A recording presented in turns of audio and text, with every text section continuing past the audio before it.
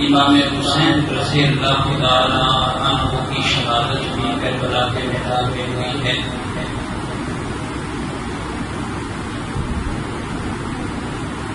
آج انشاءاللہ تعالی بڑے مختصر طریقے کے ساتھ کئی موضوعات ہے ان کی روشنی ڈالنے کا۔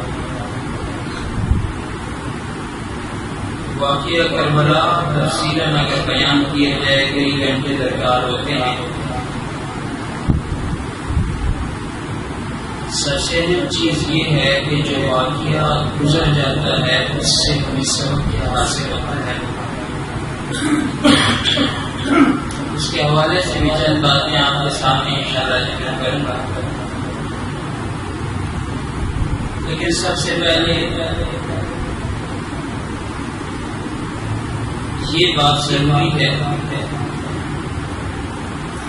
جو آج کل تاریخ میں خوشی سے کام لے رہی ہے، ہم مسلمانوں کو بھی پتہ نہیں ہے کہ حضرت نبی کریم صلی اللہ علیہ وسلم کے کتنے نواسے ہیں، کتنی نواسیاں ہیں۔ حضرت حسین تو بعد میں جا کر آتے ہیں، ان کا نمبر تو بعد میں آتا ہے، لیکن جس طرح حضرت حسین میرے پیارے پیغمبر کا پیارا نواسا ہے، اسی طرح دوسرے بھی نواسے ہیں۔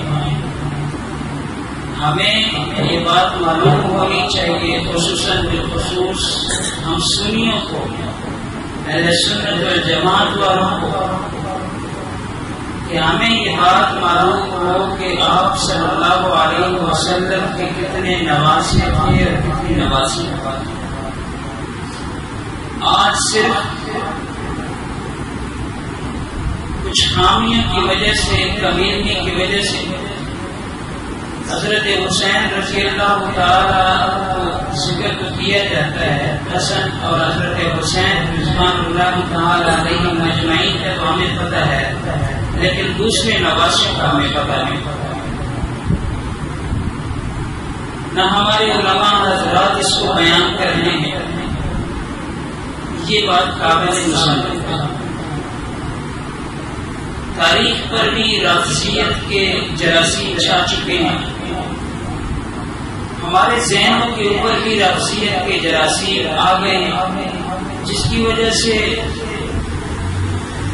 ہمارا پیار و عقیدت والا جو رشتہ ہے اہل بیت کے ساتھ، اس کو ہم اچھے طریقے سے جان نہیں پاتے۔ ذاکرین حضرات تو اس چیز کو چھیڑتے بھی نہیں سوائے حضرت حسین، اور ہمارے اللہ حضرات بھی ایسے ہی ہیں، وہ بھی دوسرے جو نواسے اور نواسیاں آپ صلی اللہ علیہ وسلم کی ہیں اس کو بیان نہیں کریں۔ تو آج انشاءاللہ العزیز اسی بات کے اوپر بھی توجہ دیں گے کہ حضرت نبی کریم صلی اللہ علیہ وسلم کے کتنے نواسے اور کتنی نواسیاں ہیں۔ یہ بات تو آپ کو معلوم ہے کہ آپ صلی اللہ علیہ وسلم کی 4 بیٹیاں تھیں، اس میں سے سب سے بڑی بیٹی حضرت زینب رضی اللہ عنہا۔ تو حضرت زینب رضی اللہ تعالی عنہا یہ وہ زینب ہے جس کے بارے میں آپ صلی اللہ علیہ وسلم ارشاد فرمایا کرتے کہ اس میرے زینب بیٹی کے اوپر میری وجہ سے بڑی تکالیف آئی ہے، حتیٰ کہ اگر تاریخ کو دیکھا جائے تو یہ بات معلوم ہوتی ہے کہ جب حضرت زینب رضی اللہ تعالی عنہا مکے سے مدینے ہجرت کر رہی تھی تو کافروں نے ان کو سواری سے نیچے گرایا تھا، مارا بھی بہت زیادہ تھا۔ بعض روایات میں یہ بات ملتی ہے کہ اس مار کی وجہ سے ان کی وفات ہوئی، ان کی شہادت۔ تو آپ صلی اللہ علیہ وسلم کی پہلی بیٹی حضرت زینب رضی اللہ تعالی عنہا ہے، ان کا نکاح قاسم ابو العاص بن ربیع اموی کے ساتھ ہوا تھا۔ سب سے پہلے حضرت زینب کے بدن سے جو آپ صلی اللہ علیہ وسلم کا نواسا پیدا ہوا اس کا نام علی تھا. پہلا نواسا سب سے پہلے جو آپ صلی اللہ علیہ وسلم کا پیدا ہوا حضرت زینب کا بیٹا علی تھا، اس کا نام علی تھا.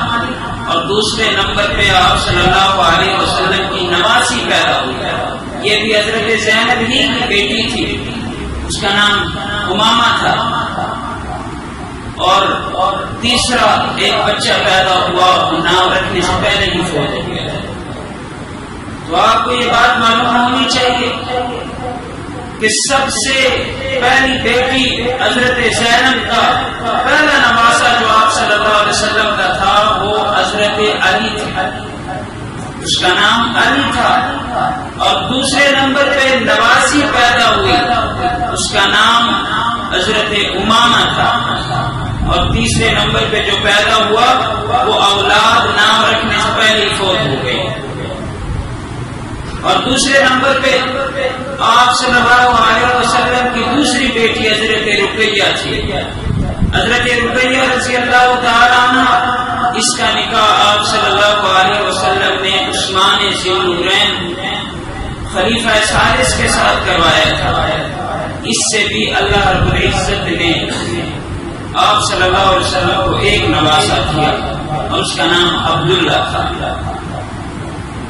اگر میں پیچھے تھوڑا سا جاؤں کہ پہلے بیٹی کا جو پہلا بیٹا تھا، پہلا نواسا، اس کا نام حضرت علی تھا.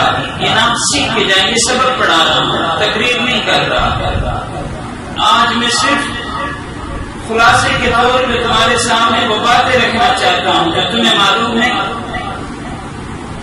اگر تاریخی روایات کو دیکھا جائے، احادیث میں یہ بات ایک بات ملتی ہے کہ فتح مکہ کے موقع پر آپ صلی اللہ علیہ وسلم سواری پہ سوار تھے اور پیچھے ایک ردیف بیٹھا ہوا تھا.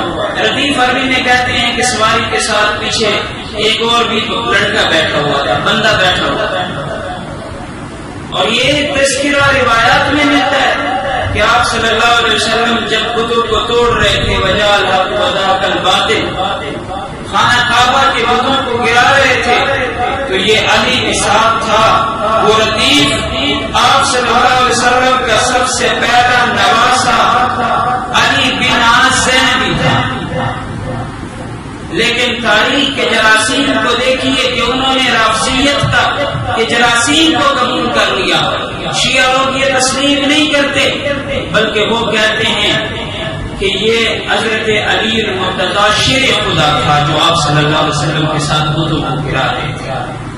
حقیقت میں یہ آپ صلی اللہ علیہ وسلم کا نواسا تھا جو کہ ردیف بن کے فتح مکہ کے موقع پر بتوں کو گرا رہے تھے.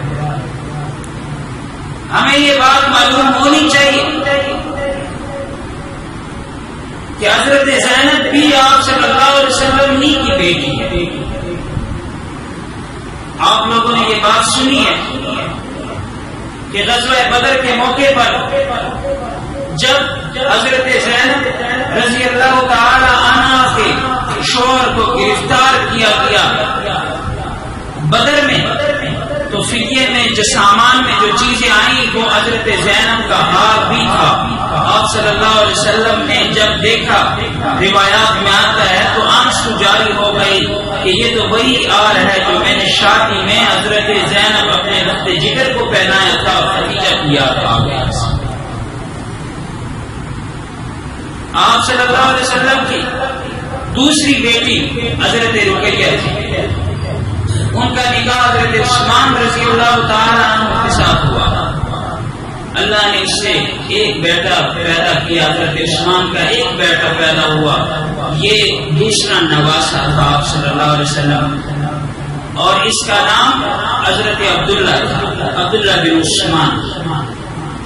بعض روایات میں یہ بات ملتی ہے کہ 7-8 سال کی عمر میں مرغ نے آ کر چونچ مارا ان کی آنکھوں کے اوپر اور وہ اسی سے شہید ہو گئے. اور بعض روایات میں اتنی بات بھی ملتی ہے کہ آپ صلی اللہ علیہ وسلم کا دوسرا نواسا جو حضرت عثمان کا بیٹا عبداللہ تھا، وہ بڑے ہو کر اس نے حضرت معاویہ بین صفیہ سے شادی کی تھی اور جنگ یرموک میں لڑائی میں گئے کہ وہاں پہ جام شہادت ہوئی.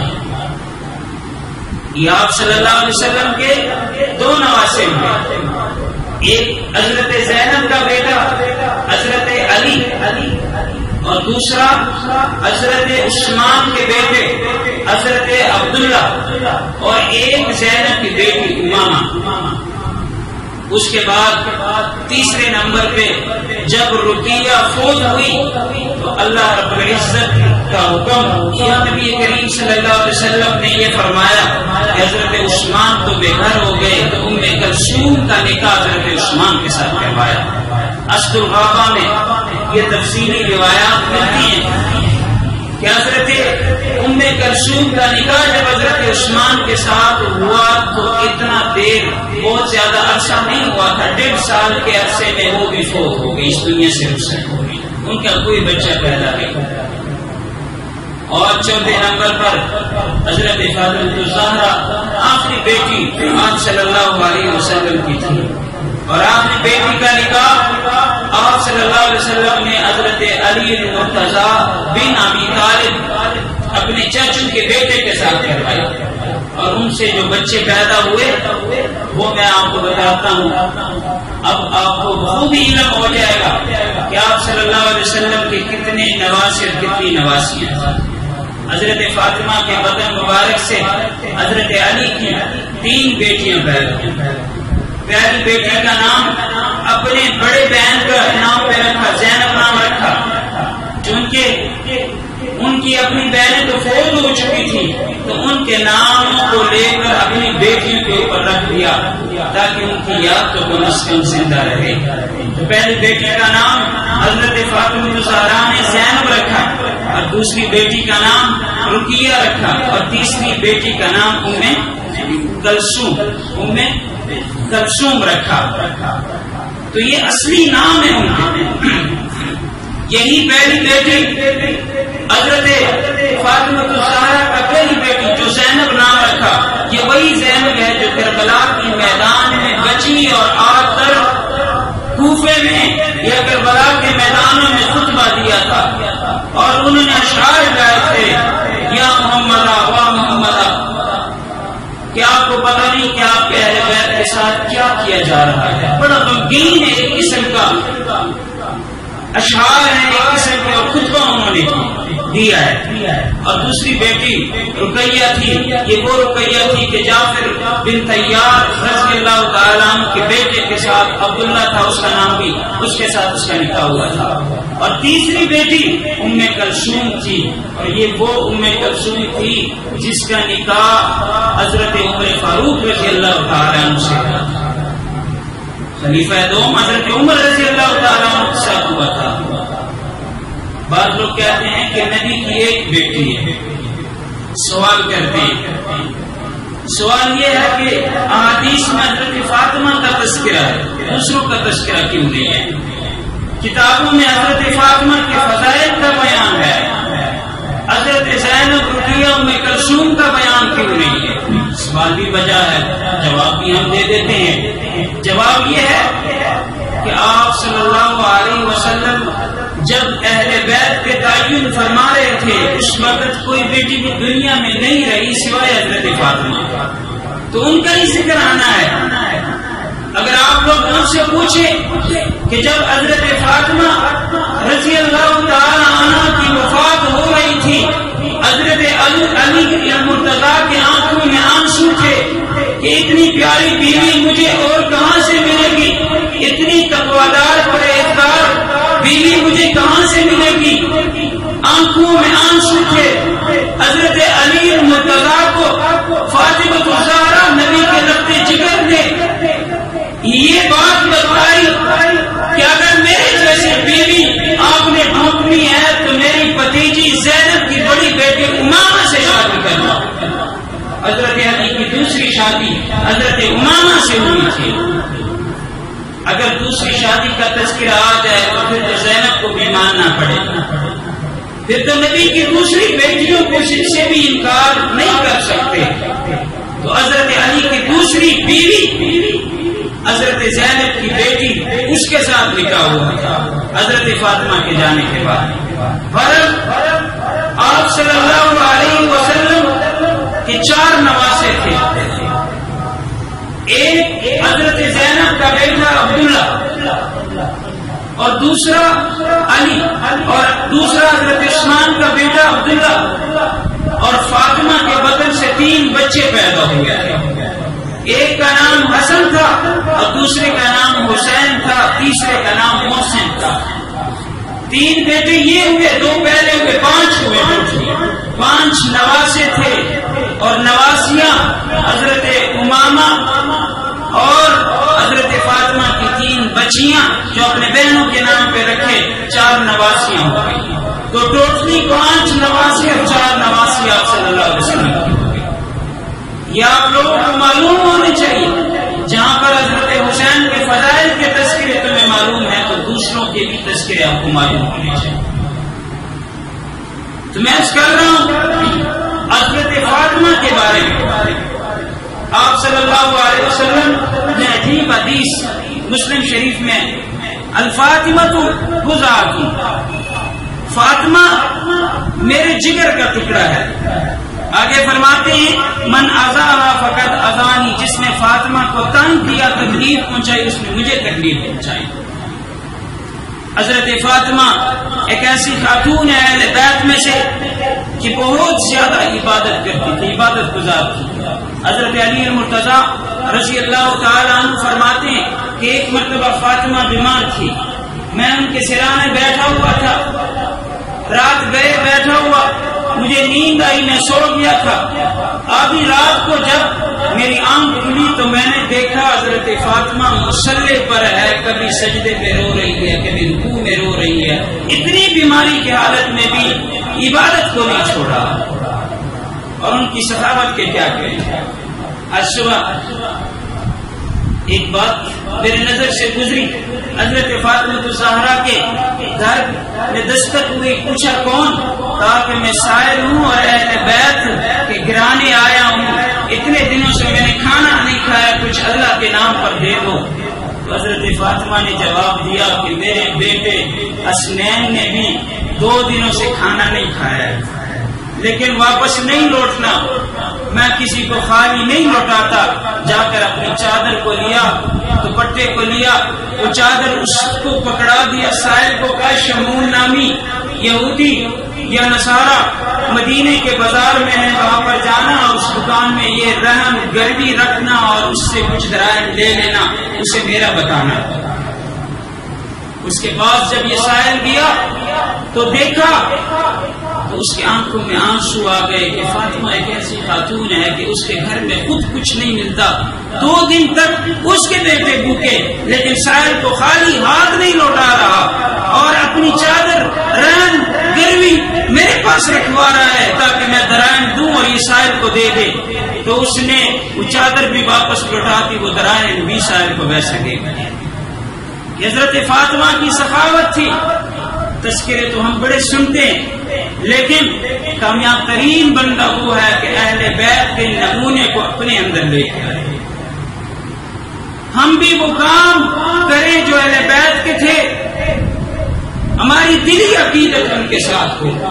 حضرت فاطمہ الزہرا کے فضائل میں اگر بندہ جائے تو بہت زیادہ ٹائم لگتا ہے، لیکن حسنین کریمین ان کے بیٹے ہیں۔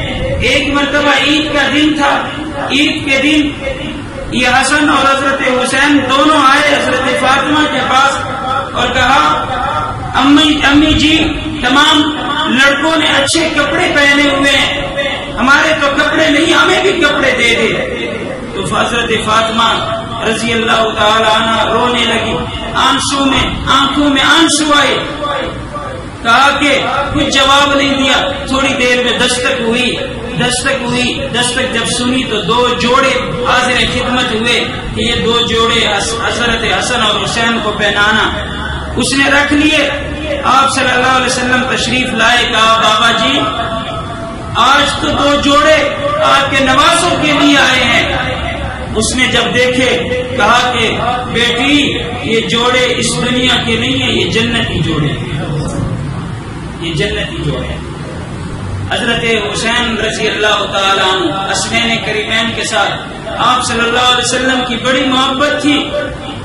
اس محبت کو اگر دیکھا جائے تو انسان بڑے عجیب انداز سے سوچنے لگتا ہے۔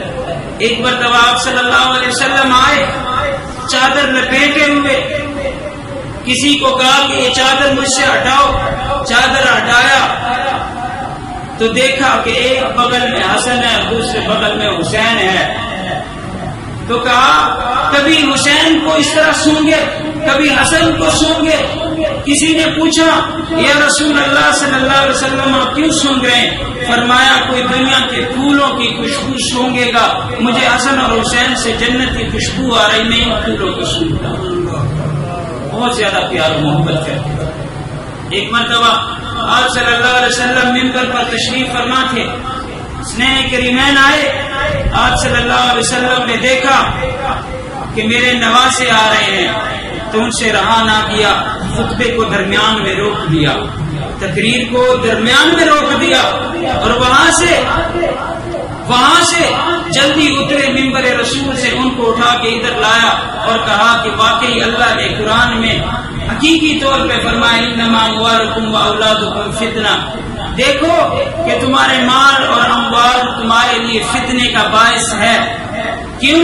اسی مال کی وجہ سے بندے آ کر جھوٹ بھی بولتے ہیں، جھوٹی قسمیں بھی اٹھاتے ہیں، حتیٰ کہ سودی کاروبار پہ لگ جاتے ہیں، اسلام کو بھول جاتے ہیں، نبی کے فرامین کو بھول جاتے ہیں، اللہ رب العزت کو بھول جاتے ہیں۔ اور اسی بیٹوں کی وجہ سے کوئی کہتا ہے میں بیٹوں کے لیے کوٹھی بناؤں، بینک بیلنس بناؤں، اسی بیٹوں کی جا کے باپ ایسے کام کرنے لگ جاتا ہے جو شریعت میں ناجائز ہوتے ہیں۔ فرمایا واقعی یہ کہ آزمائش ہے بیٹوں کی، اور آپ صلی اللہ علیہ وسلم کو حسنین کریمین سے بہت زیادہ پیار تھا، لیکن اس پیار کی وجہ کیا ہے آج میں وہ بھی سمجھا دوں۔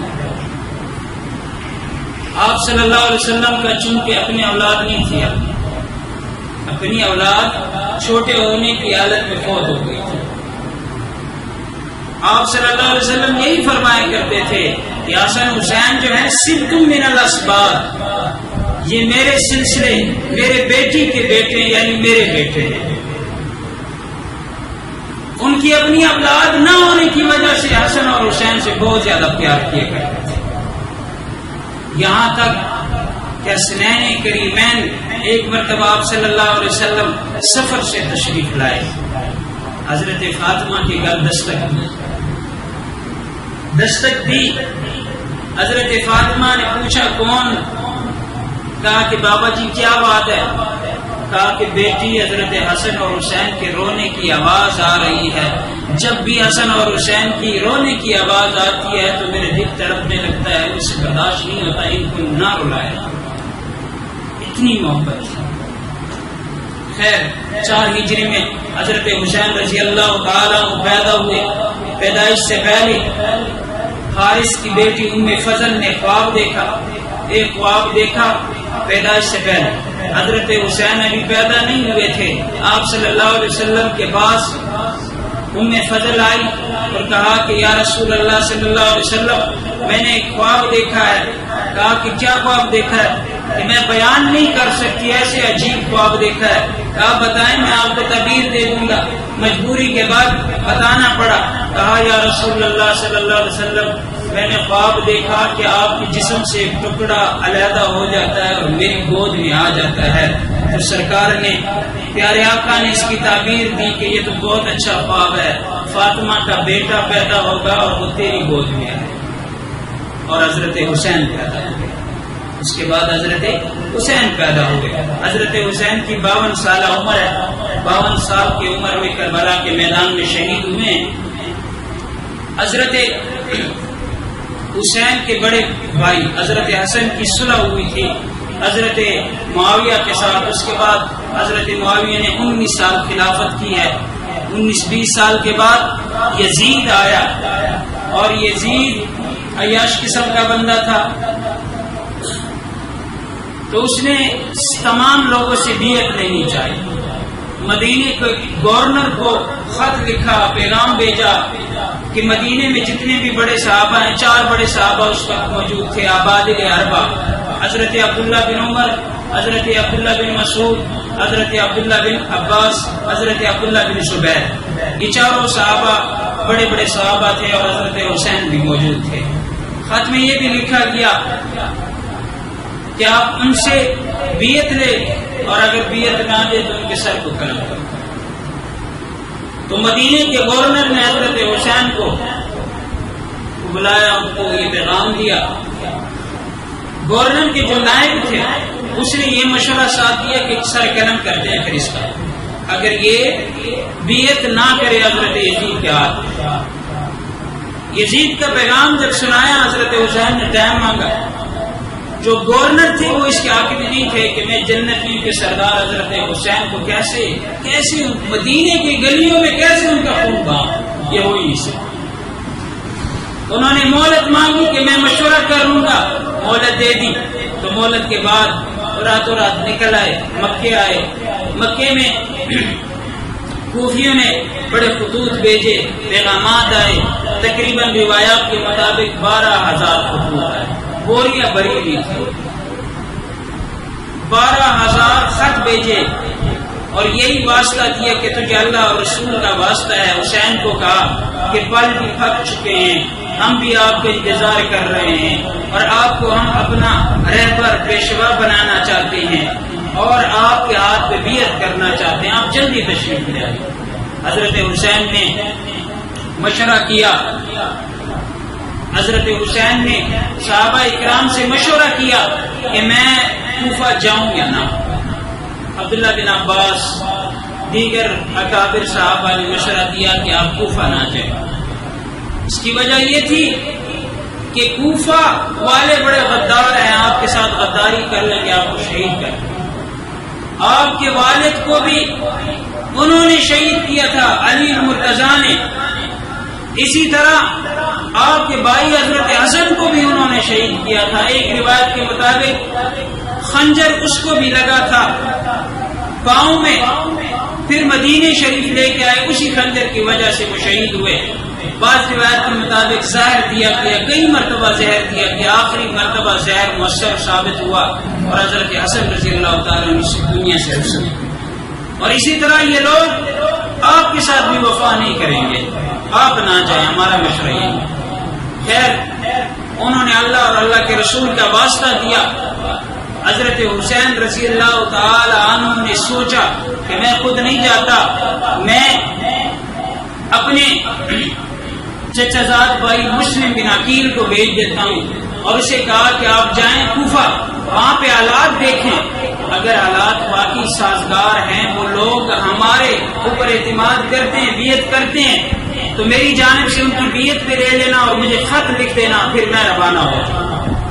حضرت مسلم بن عقیل جب وہاں پہ گئے تو کئی ہزار، 12,000 سے زیادہ لوگوں نے وہاں پہ استقبال کیا حضرت مسلم بن عقیل۔ وہ تو بڑے خوش ہوئے، انہوں نے کہا اتنے لوگ حضرت حسین کے ہاتھ پہ بیعت کرنا چاہتے ہیں، ان کو بڑے اچھے طریقے کے ساتھ استقبال کر کے ان کو لے گئے مسجد کے اندر اپنی خلافت والی جگہ پہ۔ تو انہوں نے حضرت حسین کو خط لکھ دیا کہ یہ لوگ آپ کے حق میں ہیں، وفادار ہیں، کوفہ والے آپ کے ساتھ ہیں، آپ تشریف لے آئیں۔ خط روانہ ہو گیا۔ رات کو دیکھا لوگ کم ہوتے جا رہے ہیں، آخر میں شام کو جب دیکھا رات کے ٹائم ایک بندہ بھی نہیں رہا۔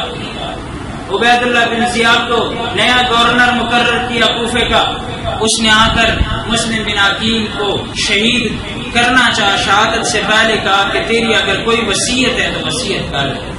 تو اس نے کہا میری کوئی وصیت نہیں ہے، مجھے اتنا موقع صرف دے دے کہ میں ایک خط لکھ سکوں جنتیوں کے سردار امام عالی مرتبہ جگر گوشہ رسول حضرت حسین رضی اللہ تعالیٰ عنہ کے نام کے، میں ان کو کہوں کہ آپ نہ آئے۔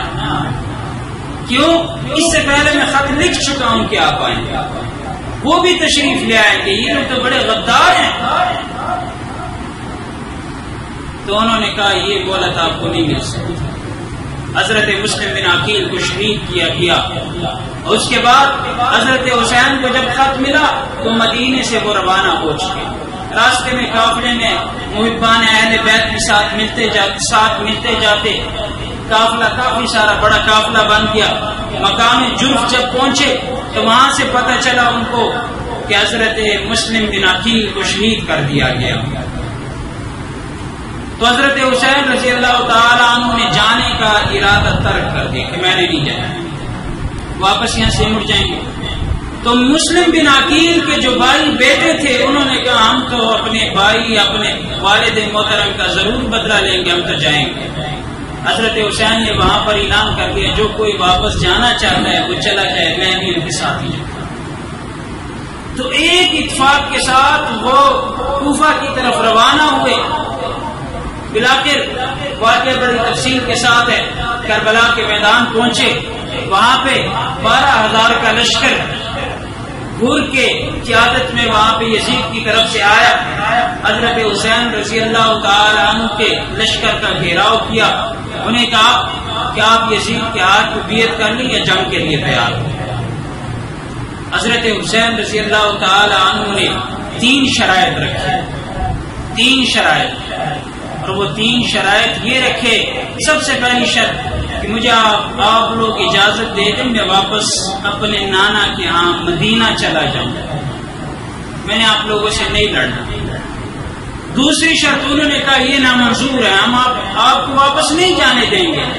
دوسری شرط ان کے سامنے رکھی, کہا کہ اگر مجھے واپس نہیں جانے دیتے آپ لوگ, مجھے اتنی اجازت دے دو کہ میں یہ سرحد پار کفار کے ساتھ لڑ سکوں, تاکہ اگر شہادت آئے تو ان کے ہاتھ سے آئے, تمہارے ہاتھ میرے خون سے رنگ نہ ہو.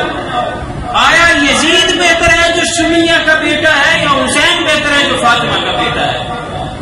خطبہ دیا زوردار اچھے الفاظ کے ساتھ, بہت لمبا خطبہ دیا. خیر وہاں پر کچھ ایسے بھی لوگ تھے جو غدار تھے, ان کے والد کے ساتھ غداری کی ہے, ان کے بھائی کے ساتھ حضرت حسن کے ساتھ غداری کی. ان لوگوں نے یہ شرط بھی نہ.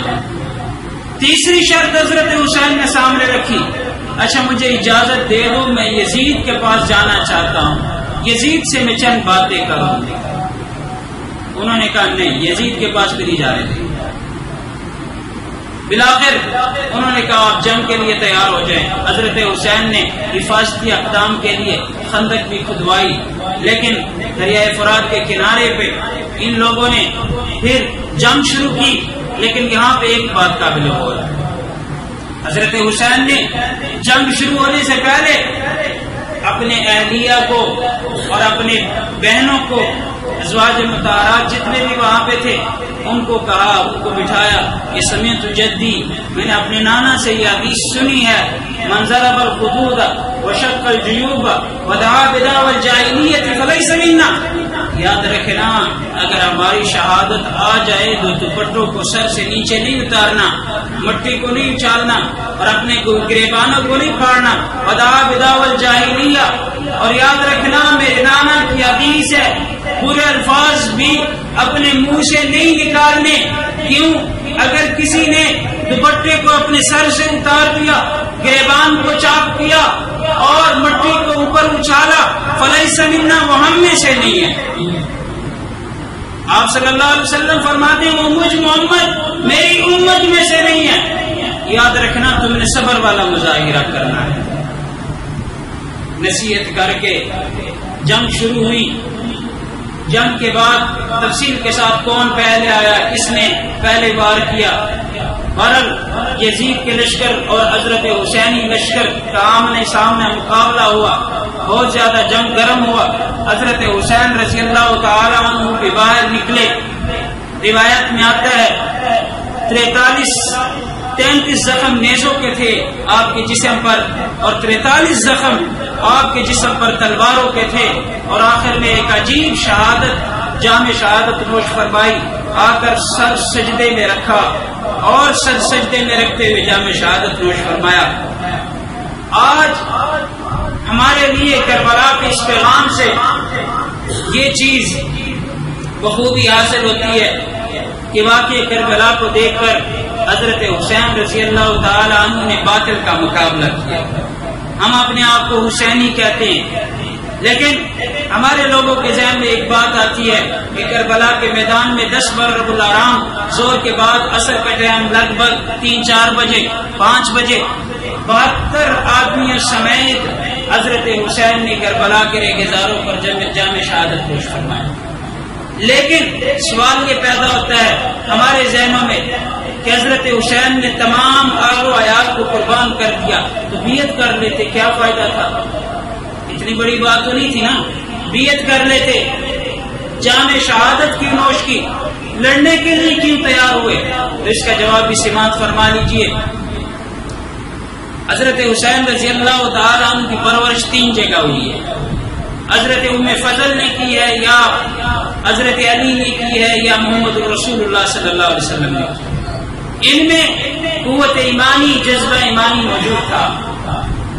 انہوں نے اس کو دیکھتے ہوئے کہ میں کبھی بھی باطل کے سامنے اپنے سر کو نہیں جھکاؤں گا، تا قیامت حسینیوں کے لیے یہ پیغام ہو، میرے نانا کی امتیوں کے لیے پیغام ہو کہ یاد رکھنا جب بھی باطل سامنے آئے تو سر نہیں جھکانا. موت تو آنی ہی ہے، ایک دن جو مقررہ وقت ہے اسی مقررہ وقت پہ آنی ہے، لیکن باطل کے سامنے سر نہیں جھکانا. آپ لوگوں کو ایک مثال دیتا ہوں. ایک لنگڑا ہو اور ایک اندھا ہو، یا ایک چور ہو. آسان مثال دے دیتا ہوں. دوسرا بندہ کہتا ہے آپ نے چوری کرنی ہے، اوپر چڑھنا ہے، میں آپ کو سیڑھیاں دے دیتا ہوں.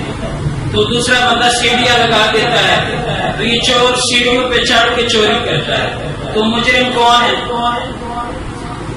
دونوں ہیں یا صرف چور ہے؟ دونوں ہیں. لیکن سیڑھیوں والوں کو کچھ فائدہ نہیں ہوا. چور نے چوری کر کے دولت لی، جو بھی لیا، سونا لیا، وہ اپنے گھر چلا گیا. سیڑھی والے نے صرف مدد کی، سیڑھی دے دی چوری کے کام میں. تو ایسے ہی حضرت حسین نے سوچا کہ بیعت تو اتنی بڑی بات نہیں ہے، بیعت تو میں کر لوں گا، لیکن یزید کی جو عیاشیاں ہیں، جو اپنے ملوکیت کو لے کے آنا چاہتا ہے، میرے نانا کے پیغامات کو پیچھے کرنا چاہتا ہے، دین کو نقصان پہنچانا چاہتا ہے، اس کے سامنے میں کبھی بھی نہیں جھکوں گا. اس کی مثال یوں ہے، بیعت تو میں کر لوں گا لیکن فائدہ وہ اٹھائے گا، اسلام کے خلاف چلے گا. آج کل کے دور میں ووٹ کا مثال آتے ہیں، ووٹنگ جو کی جاتی ہے الیکشن کے دور میں، آپ جس کو ووٹ دیں گے آپ کا کام ہے وہاں پہ جا کے ووٹ دیں. بس کسی کو ووٹ دے دیا، وہ جا کے آگے اگر اسمبلیوں میں غلط کام کریں گے فائدہ تو اسی کو ہوگا، رشوت بھی وہ لے گا، پیسے بھی وہ لے گا، عوام کے فنڈ کو بھی وہ کھائے گا، لیکن گناہوں میں تم بھی برابر شریک. یہ ایسی مثال ہے جس طرح کہ کسی نے سیڑھیاں دے دی، چور نے چوری کر کے فائدہ اٹھا کے گھر چلے گئے، سیڑھیوں والا بیچارہ ویسے رہ گیا. ہم بھی آج کل ایسے ہی ہیں. ووٹ جب بھی ڈالتے ہیں تو ووٹ اس کے حق میں ڈالا کریں جو آگے جا کے تمہارے لیے ثواب کا باعث بن سکے، گناہ کا باعث نہ بنے. حضرت حسین نے بھی یہی سوچا کہ اگر میں یزید کے ہاتھ میں ہاتھ دوں گا تو پھر یہ ہوگا یزید اپنی منمانیاں کرے گا، عیاشی کرے گا، نقصان میرا ہوگا، میں بھی گناہ میں شریک ہوں. حضرت یزید جب شہید ہو رہے تھے، مشکات کی حدیث ہے کہ آپ صلی اللہ علیہ وسلم مدینے میں ایک خاتون نے خواب دیکھا. آپ صلی اللہ علیہ وسلم کو خواب میں دیکھا پراگندہ بال لیے ہوئے. آپ صلی اللہ علیہ وسلم سے پوچھا کیا ہوا، تو فرمایا شہید قتل حسین آنفا. مشکات کی حدیث ہے کہ ابھی میں کربلا کے میدان میں وہاں پہ حاضر ہوا تھا اور واپس آیا حسین کو قتل کر. یہ پیشن گوئی صرف آپ صلی اللہ علیہ وسلم کے جانے کے بعد حالات کی وجہ سے نہیں بنی، بلکہ آپ صلی اللہ علیہ وسلم جب ابھی تک حیات تھے، زندہ تھے، تو جبریل امین آئے. ایک مرتبہ آپ صلی اللہ علیہ وسلم بہت پریشان تھے. تو کسی نے پوچھا یا رسول اللہ صلی اللہ علیہ وسلم آپ کی آنکھوں میں آنسو ہیں، آپ پریشان ہیں، کیا وجہ ہے؟ فرمایا ادھر بیٹا حسین جو ہے نا، جبریل میرے پاس آیا اور مٹی بھی لے کے آیا، سرخ قسم کی مٹی تھی کہ تیرا یہ بچہ حسین اس کا خون ہوگا اور یہ سرخ مٹی ہوگی، یہ شہید ہوگا، تیرے امتی اس کو شہید کریں. لیکن شہادت حسین میں ایک راز تو یہ چھپا ہے کہ ہم حق کے سامنے ہمیں حق پر ڈٹنا چاہیے، باطل کے سامنے اپنا سر نہیں جھکانا چاہیے۔ دوسرا راز یہ ہے کہ شہادت حسین، آپ صلی اللہ علیہ وسلم جب امام حسین رضی اللہ تعالیٰ عنہ شہید ہو رہے تھے تو سر سجدے میں تھا۔ اس امت کو یہ پیغام دے دیا کہ نہ نازی کی ضرورت ہے نہ نیازی کی ضرورت ہے، میدان جنگ میں غازی کی ضرورت ہے۔ ندا اب بھی آتی ہے کربلا کے در در سے، ندا اب بھی آتی ہے کربلا کے در در سے کہ حسین ابن علی جیسے نمازی کی ضرورت ہے۔ ہماری مسجد ویران ہے، 5 وقت کی نماز ہم نہیں پڑھتے، ہم اپنے آپ کو حسین کہتے ہیں، باطل کے ساتھ ڈٹ کے کھڑے ہوتے ہیں، ہم اپنے آپ کو محبان اہل بیت کہتے ہیں، ہمارے رویے اور طریقے اہل بیت کے مخالف ہوتے ہیں، ہم اپنے آپ کو اہل بیت کے محبان میں سے شمار کرتے ہیں۔ نہ، الحسین منی وانا منہ، آپ صلی اللہ علیہ وسلم کی حدیث ہے کہ میرا حسین مجھ سے ہے میں اس سے ہوں۔ کیا مطلب؟ میرا اور حسین کا نظریہ ہے۔ اگر کسی نے حسین کو نبی کریم صلی اللہ علیہ وسلم کی سنتوں پہ عمل کیا تو آپ آٹومیٹک حسین بن گئے، آپ حضرت حسین کے مشن پہ چل رہے ہیں۔ یہ حسین کا مشن نہیں ہے کہ ہم محرم میں آ کر اپنے آپ کو پیٹیں، یہ حسین کا مشن نہیں۔ میرا حسین تو عظمتوں والا تاجدار تھا، میرا حسین تو بلندیوں والا تاجدار تھا، میرا حسین تو رفعتوں کے امین تھا، میرا حسین تو گلشن رسول کا ایک مہکتا ہوا پھول تھا، میرا حسین تو کلیوں میں خوشبو تھا، میرا حسین تو گلاب کے پھولوں میں آلہ تھا، اور میرا حسین تو سورج کی کرنوں سے آلہ تھا، میرا حسین تو چاند کی رعنائیوں سے بھی آلہ تھا، میرا حسین تو وہ ہے جس نے صدیق کو ایمان مانا ہے، اور جس نے حضرت عمر فاروق رضی اللہ تعالیٰ عنہ کو ایمان مانا ہے، وہ میرا حسین ہے۔ لہذا اگر اپنے آپ کو حسینی کہنا چاہتے ہو تو آ جاؤ، حضرت حسین جو دین لے کر آئے ہیں پیارے آقا انعامدار صلی اللہ علیہ وسلم سے، اس پر ہم عمل کریں اور 5 وقت کی نماز صحیح طریقے سے ادا کریں اور نبی کریم صلی اللہ علیہ وسلم کے طریقوں پر چلے، معاشرے میں فسادات نہ لائیں، تب جا کے حضرت حسین رضی اللہ تعالیٰ کے پیروکاروں میں سے شمار ہو۔ میں ایک عجیب بات، آخری بات کہنا چاہتا ہوں کہ جب حضرت معاویہ نے 19 سال بادشاہ خلافت کی تو 19ویں سال لوگوں کے پیغامات آنے شروع ہو گئے۔ حضرت حسین سے کہا معاویہ بوڑھے ہو چکے ہیں، اب مرنے کی قریب ہیں، اب آ جائے، ہم آپ کے ہاتھ پر بیعت کرنے چاہتے ہیں۔ روایت میں آتا ہے 80,000 خطوط بھیجے۔ کتنے بھیجے؟ 80,000 خطوط بھیجے۔ حضرت حسین نے کیا جواب دیا؟ کیا عجیب جواب دیا۔ حضرت حسین نے جواب دیا میں نہیں آنا چاہتا، اس کی وجہ یہ ہے کہ میرے بڑے بھائی حضرت حسن نے حضرت معاویہ کے ساتھ صلح کی ہے، اگر میں حضرت معاویہ کی زندہ ہونے کی حالت میں خلافت کے لیے آیا تو پھر اس کی مخالفت آ جائے گی اور میں صلح کی مخالفت نہیں کرنا چاہتا۔ آج بھی کوئی زبانیں، آج کوئی اور بات ہوتی ہے، جرگے میں بیٹھے ہوئے ہوتے ہیں، کل پھر اس سے دوسری سائڈ پہ چلے جاتے ہیں۔ لہٰذا ہمیں اگر حسینی بننا ہے تو حق پہ ڈٹے رہنا چاہیے۔ علامہ اقبال نے کیا خوب فرمایا ہے، ہم تو داد دیتے ہیں حضرت حسین اور کربلا کے شہیدوں کا، ہم ہائے حسین نہیں کہتے، ہم سنی لوگ کہتے ہیں واہ حسین، حسین تو نے جام شہادت نوش کر لیا، اور ہم اس پر غم نہیں کرتے، ماتم بھی نہیں کرتے۔ کیوں؟ اس وجہ سے کہ ماتم کرنا یہ اپنے آپ جسم کو تکلیف پہنچانا ہے، اور رب کریم فرماتے ہیں فلا تظلموا علیہن انفسکم، کہ ان مہینوں میں محرم اور حرام میں اپنے نفسوں کے اوپر ظلم نہ کرو۔ ماتم کسی